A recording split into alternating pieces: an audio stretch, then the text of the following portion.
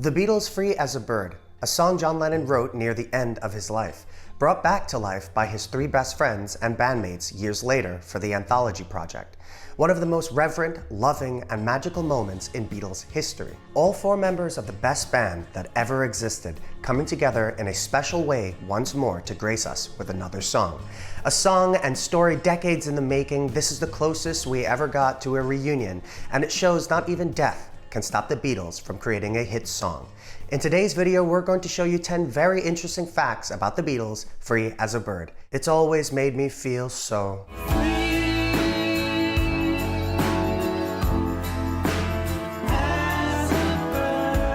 We begin our story all the way back in 1977 in John Lennon's home at the Dakota in New York City.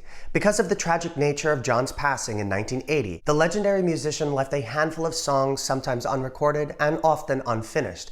Most notably Free as a Bird, Real Love, which we'll discuss in next week's video, and Now and Then. John often mentioned that life starts at 40, which is incidentally the age he was when he was taken from us. But his music, even Free as a Bird, was always documented by John on whatever he could find to record it. In this case, a little tape cassette demo.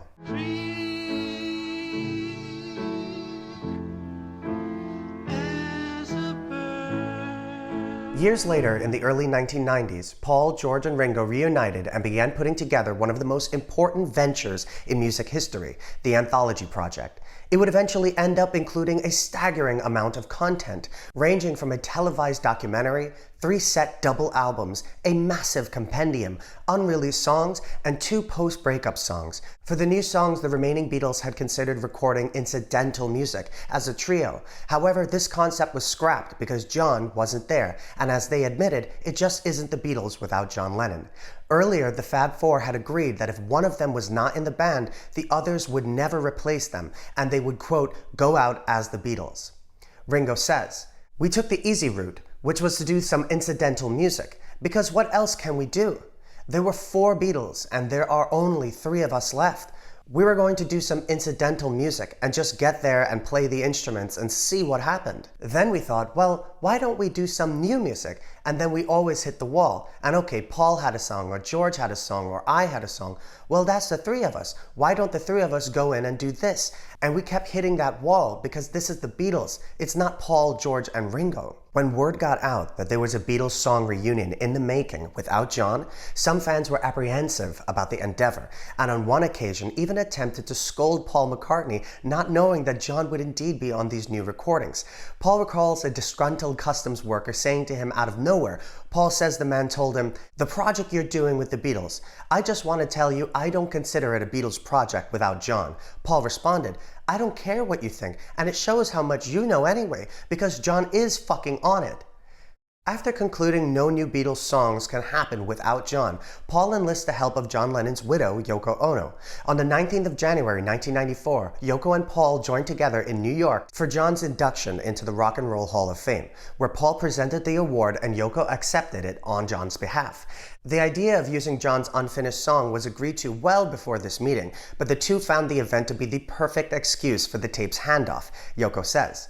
"It was all settled before then. I just used the occasion to hand over the tapes. I did not break up the Beatles, but I was there at the time, you know?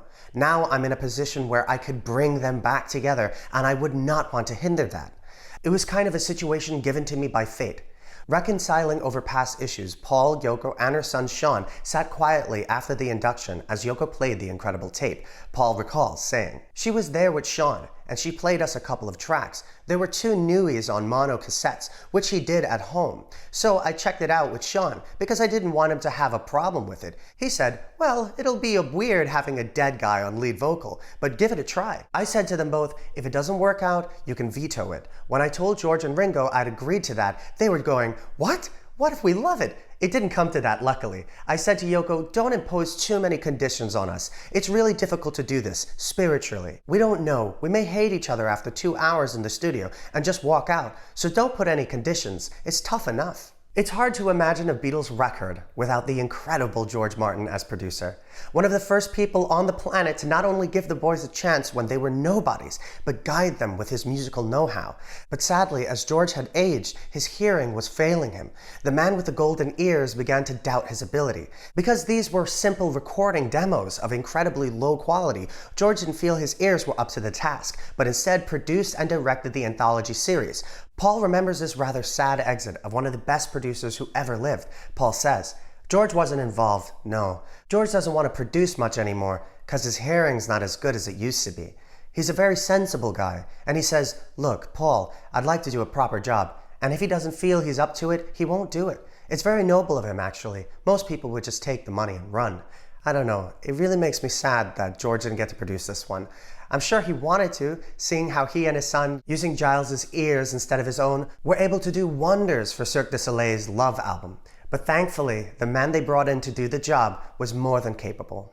Who better to take on the helm of such a project than the man and the band John Lennon nicknamed the Son of the Beatles? Also, having produced many of George Harrison's albums, Jeff is pretty much the only guy the Beatles could turn to.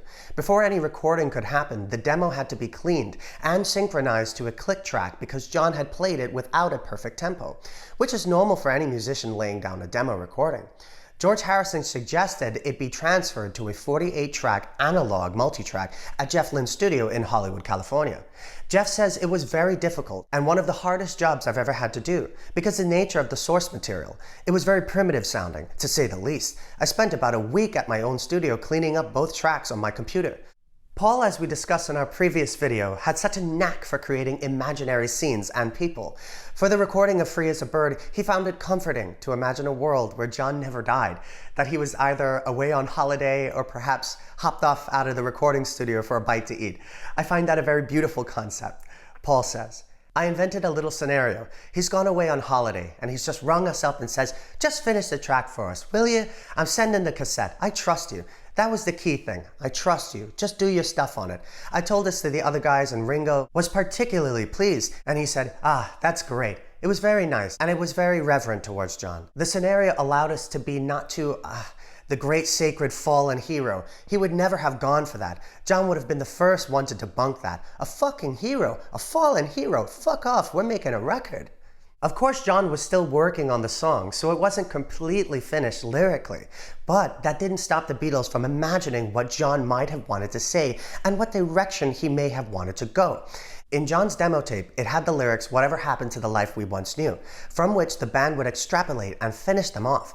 In the next quote, you're going to hear how that came to be. But consider this. When John and Paul were writing songs together, before the breakup, so long ago, they would often finish what the other had not. So if John wrote the verse and a chorus, well, Paul might contribute the bridge, and vice versa.